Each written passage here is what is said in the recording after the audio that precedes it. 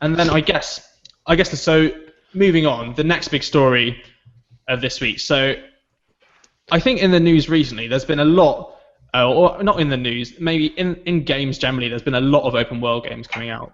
So we've seen games like Grand Theft Auto, Fallout, Just Cause, Shadow of Mordor, like Saints Row, Assassin's Creed, new Elder Scrolls games, Infamous, Mad Max, Minecraft, Metal Gear Solid, The Witcher.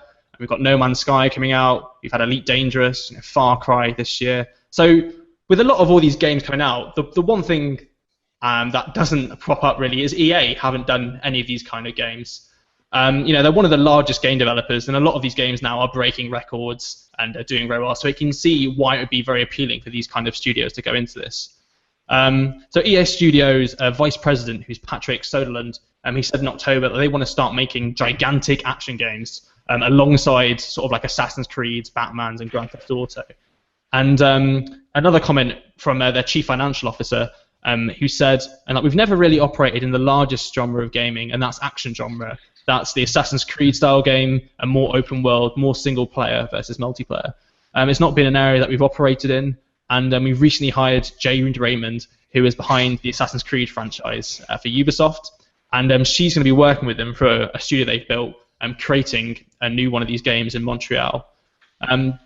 So you're probably thinking, who is Jade Raymond? So she was originally a managing director of Ubisoft Toronto, and she was a producer on the first Assassin's Creed, and she's also the executive producer on the second one. She's also the executive producer on Watch Dogs, and so she has had sort of a huge impact in sort of generating a lot of the big open world games now. She's also working with Amy Hennig, who's from the Uncharted series and used to work for Naughty Dog as well. So they're going to come together and make sort of these type of games as well. Alongside that, Jade is currently working for EA in their Visceral Games department, making a Star Wars single-player game that we don't really know anything about yet. All we know is that it's going to run in Frostbite 3, and that there's going to be an independent story from it, which won't be related to any of the films, which could sort of suggest that maybe it's the missing campaign from Battlefield or Battlefront even. But I'm not too sure about that. So with EA sort of jumping into that. So I guess first of all, sort of Rob, what are your thoughts on EA getting involved in all this? Yeah, cool. Yeah. there's already enough Assassin's Creed, so I guess they probably know well enough not to just take her and do the same thing again. They've successfully ruined Mass Effect, so I don't really follow what they make anymore after the Mass Effect 3 thing. I guess they're free to do what they want. I guess it's nice to see that Jade she only worked on Assassin's Creed 1 and 2, so by the time it got to like wherever at now, like 12, 13, she's maybe taken a backseat from just making the same games over and over again. And I guess Jack, so what are your main thoughts on EA have jumped in this model now? Do you think this is something that people should be getting quite excited about, or should we be cynical as most people are? Well, I think it's good in the sense that Assassin's Creed and these sort of games, they don't have a big EA rival to compete with. So I think in that sense it will be good. I also think EA have produced some really good games in the past, and Jade Raymond herself, like you said, being the producer on those games, that's good credentials. And she's also working with Amy Hennig, who is in charge of like the EA Star Wars stuff. And Star Wars 13 was like her. Star Wars 1313 was her baby, and that was supposed to be really cool. There was loads of hype around that. I was excited to play it. The demos they showed looked cool. So I think there's a huge market for an action adventure game set in like a sci-fi world, quite dark maybe. And I think it's something to be excited for. Honestly, I think that the EA have enough money to produce a good game, even if they don't want to advance necessarily the industry. I think I've always been of the mind that even big companies that produce shit can produce good games, and I think if this is the one area they would want to do that for PR, the film's coming out like it's a goldmine for them, so they'd be stupid to fuck it up. Yeah, and I think as well, like that's the same thing I take. Like Paranormal Activity films, when they come out, it's like the next one could be a good one because it's the right formula to make like a good scary thing, but you just never know where they're going to mess it up again. And I agree. Yeah, hopefully not this one. So Tom, obviously, I think Jack thinks there that there's going to be quite a big chance there's going to be like a potentially a space style game coming out for their sort of big launch title. I mean, as far as like open world games go, do you think there is like any unique takes on it that they could do, or sort of what would you like to see from like an EA open world game? I think Jack's right there with space. I think space sort of on these open worlds isn't the most explored sort of area for it. Things do tend to be a lot more based in either a fantasy history or sort of more of a modern day esque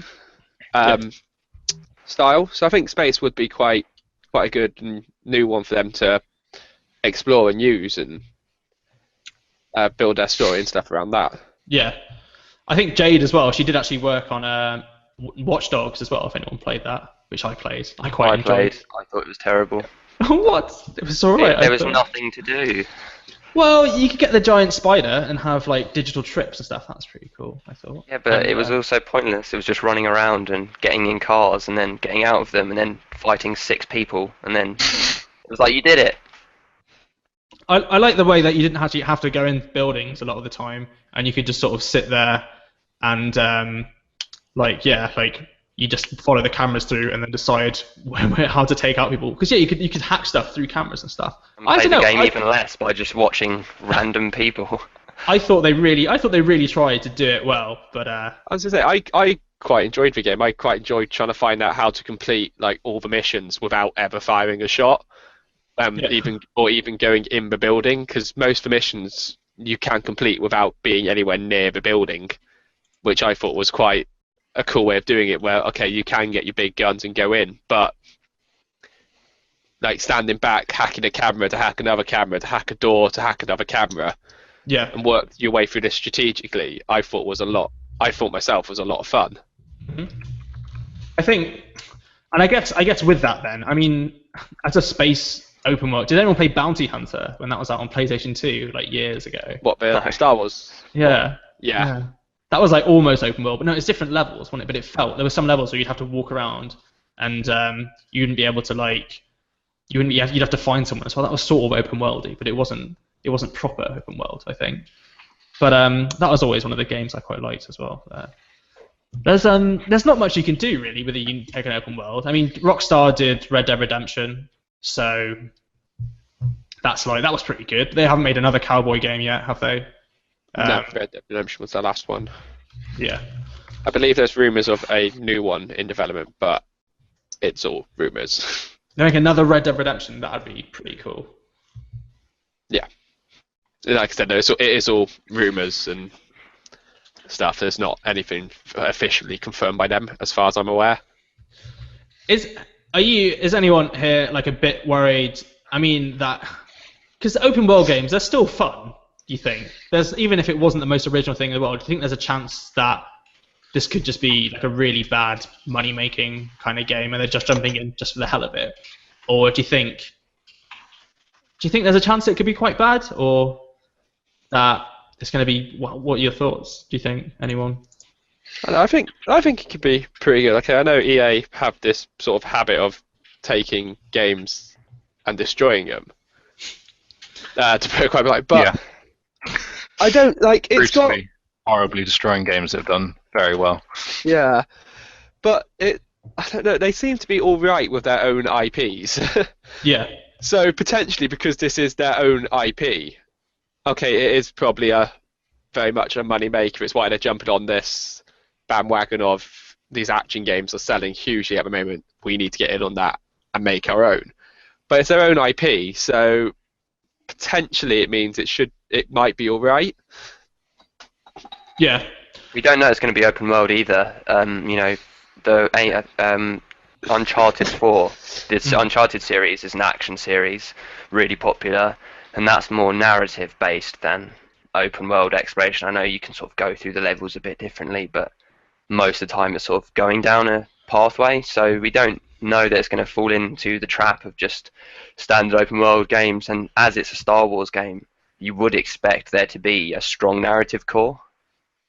Yeah, and just to say as well, so isn't the Star Wars game that the Star Wars game is separate from the other open world games they're making, or so they're making 2 different games at the moment, I think. Ah, I see. No worries. But yeah, as well, to break it down a bit, like they've said more open world and more single player, which doesn't necessarily mean that it would be completely either of those. Yeah. So yeah, we've got an interesting look, or an interesting way to see like how that will go, and whether something good will come out. I hope EA pulls through. Hopefully, we don't really know though. You can never know with them, I guess. They've got We to know do it they right a will. couple of times. Yeah. No, they'll probably try and wedge multiplayer into something that doesn't need or want multiplayer and charge you extra for it as much as possible. But just I can't believe they've been working on another Star Wars single player game for 2 years, and they've managed to rush out Battlefront in such a mess. yeah. Like, what are they doing? They must have known for so long as well what they could have done. But they also knew they didn't need to do that because the fan base was there, just willing to throw money at whatever they made. So they did that. I think that's Also remember the EA's biggest problem. That there is no sort of this, if we release a bad game, people won't buy it, because it's kind of like, people will buy it, Yeah. whether the game's good or not. Whereas I think some other companies seem a bit more, is this a good game? Not, is this a good game and people will buy it? Yeah. Or are people only going to buy it because of it's us? I think, I mean, I haven't bought Star Wars yet, but that's because I'm awful at multiplayer games mainly, rather than just because it's really overpriced. But the price has scared me quite a bit, I think, with this one. So, yeah, we'll see how it goes. What's chat saying? People have faith in EA, but they're a bit worried. I think I'm the same as well. They must have need for speed. That's not what people are saying. People are saying they've got faith in the new girl, Jade but Raymond. EA are going to fuck it up. Yeah, Jade Raymond, sorry. If she can make Assassin's Creed 1 and 2 were good, she doesn't really have that bad name to that bad game to her name, I think. So Assassin's Creed, like when it first came out, was like huge. Like there was no way to get past that. What it was doing was completely new. Mm. And yeah, she spearheaded that. Yeah. We got Dimebag Davey as well saying they chase profits, not great quality entertainment. I guess I can partly agree, but like all games have to be made to make a profit, or at some point they're a massive company, so they're a massive company, so yes, they've got to make their profits and effectively pay all their staff and to make money. But there's no reason you can't do that and make a good game. Yeah. Like plenty of other companies turn over loads and like millions of pounds every year and still produce really good games. So there's no reason you can't. And I guess on the flip though, something like Battlefront now, it does look a bit money grabbing maybe than like Maybe. It felt that way too. yeah.